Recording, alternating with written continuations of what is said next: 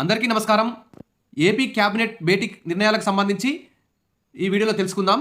Video చాలా మంది చూస్తున్నారు కానీ లైక్ చేయడం లేదు. ఖచ్చితంగా ఒక లైక్ చేయండి. ఇంకా ఎవరైనా సబ్స్క్రైబ్ చేసుకోకపోతే వెంటనే సబ్స్క్రైబ్ చేసుకొని రెడీగా ఉండండి. ఇక వివరాల్లోకి వెళ్తే ముగిసిన ఏపీ క్యాబినెట్ భేటీ కీలక నిర్ణయాలు ఇవే. సీఎం చంద్రబాబు అధ్యక్షతన జరిగిన ఏపీ క్యాబినెట్ సమావేశం అయితే ఈరోజు 3 గంటలకైతే ముగిసింది. సంచలన నిర్ణయాలు కూడా తీసుకోవడం జరిగింది. కానీ ఇటు ఉద్యోగులు, పెన్షనర్లు, ఉపాధ్యాయులు, మరి పీఆర్సీ, ఐఆర్, పెండింగ్ డిఏలు, ఇతర ఆర్థిక సమస్యలపై ఏదో ఒక నిర్ణయం తీసుకుంటారు, మాకు సానుకూలంగా నిర్ణయం ప్రకటిస్తారని చెప్పేసి ఎదురు చూశారు. కానీ వారికైతే మొండి చేయ చూపించిందని చెప్పేసి అనుకోవచ్చు. ఇప్పటికే 4-5 సార్లు ఏపీ క్యాబినెట్ భేటీ నిర్వహించారు. మరి ఈ భేటీల్లో మరి ఎన్నికల్లో హామీల్లో ఇచ్చిన మేరకు కనీసం ఉద్యోగుల గురించి మాట వరుసకైనా చిన్న చర్చ కూడా జరగకపోవడం అన్యాయం అని చెప్పేసి ఉద్యోగ సంఘాలు, సామాన్య ఉద్యోగులైతే చాలా ఆందోళనలో, ఆక్రోషంతో అయితే ఉన్నారు. ఇది ప్రభుత్వానికి మంచిది కాదు. ఎందుకంటే ఉద్యోగులు ప్రతి సంవత్సరం లక్షల్లో ఇన్కమ్ ట్యాక్స్ కడుతున్నారు. ఆ ఉద్యోగులు చెల్లించే ఇన్కమ్ ట్యాక్స్ తోటి ప్రభుత్వాలకు ఆదాయం వస్తుంది. తర్వాత ఉద్యోగులు లేనిదే ప్రభుత్వం అయితే పనిచేయదు. వివిధ సంక్షేమ పథకాలను అమలు చేయడంలో కూడా ఉద్యోగులు కీలక పాత్ర వహిస్తున్నారు. కాబట్టి ఉద్యోగులను విస్మరించే ఏ ప్రభుత్వం కూడా ఎక్కువ కాలం ఉండలేదు.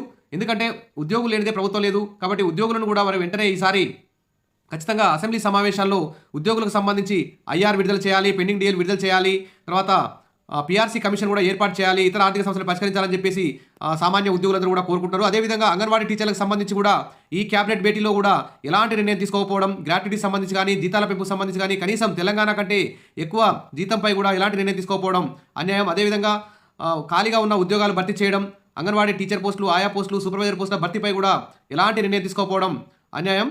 ఇక విషయాల్లోకి వెళ్తే సంచలన నిర్ణయాలు తీసుకోవడం జరిగింది. ఏపీ క్యాబినెట్ పలు సంచలన నిర్ణయాలు తీసుకుంది. ముఖ్యమంత్రి నారా చంద్రబాబు నాయుడు అధ్యక్షతన ఈ కార్యక్రమం అయితే జరిగింది. ఇక్కడ చూస్తే ఒకటి, ఆయుర్వేద, హోమియోపతి ప్రాక్టీషనర్ రిజిస్ట్రేషన్ల చట్ట సవరణకు ఆమోదం. పొట్టి శ్రీరాములు వర్ధంతి ఆత్మార్పణ సంస్మరణ దినంగా నిర్వహణకు డిసెంబర్ 15 ఆమోదం. IT global capability centres policy 4.0కు ఆమోదం. ఏపీ టెక్స్టైల్స్ గార్మెంట్ పాలసీకి ఆమోదం. ఏపీ మారిటైమ్ పాలసీ క్యాబినెట్కు ఆమోదం. పులివెందుల ఉద్దానం, డోన్ తాగునీటి ప్రాజెక్టులకు ఆమోదం. అదేవిధంగా జలజీవన్ మిషన్ సంబంధించి ఆ జాప్యంపై కూడా దీని మీద చర్చించడం జరిగింది. డిపిఆర్ స్థాయి దాటి ముందుకెళ్లట్లేదని అధికారులపై ఆగ్రహం అయితే వ్యక్తం చేశారు. మరి ప్రభుత్వం ఏర్పడి 6 నెలలు పూర్తయిన దృష్ట్యా పనితీరుపై నివేదిక ఇవ్వాలని సీఎం ఆదేశించారు. ఎవరెవరు ఏం చేశారో సమగ్ర నివేదిక ఇవ్వాలన్నారు. మద్యం, ఇసుక, రేషన్ మాఫియాలను అరికట్టామని సీఎం అన్నారు. బియ్యం భూ దురాక్రమణ మాఫియా ప్రభుత్వానికి సవాల్ విసురుతోందని, ఈ మాఫియాలను అరికడతామని సీఎం చంద్రబాబు అన్నారు.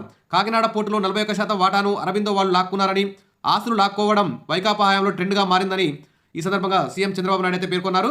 సరే, ఏది ఏమైనా వివిధ వర్గాల ప్రజలకు ఏ విధంగా న్యాయం చేస్తున్నారో, వివిధ సంక్షేమ పథకాలు అమలు చేస్తున్నారో, మరి అదేవిధంగా ఉద్యోగులు, పెన్షనర్లు, ఉపాధ్యాయులు, అంగన్వాడీ టీచర్లు, ఆయాలకు కూడా ఎంతో కొంత ఆర్థికపరమైన నిర్ణయాలు తీసుకుంటే సమస్యలు పరిష్కరిస్తే బాగుండేది ప్రభుత్వం. ఖచ్చితంగా సరే, ఇన్నిసార్లు క్యాబినెట్ మీటింగ్లో ఆశతో ఎదురు చూశారు.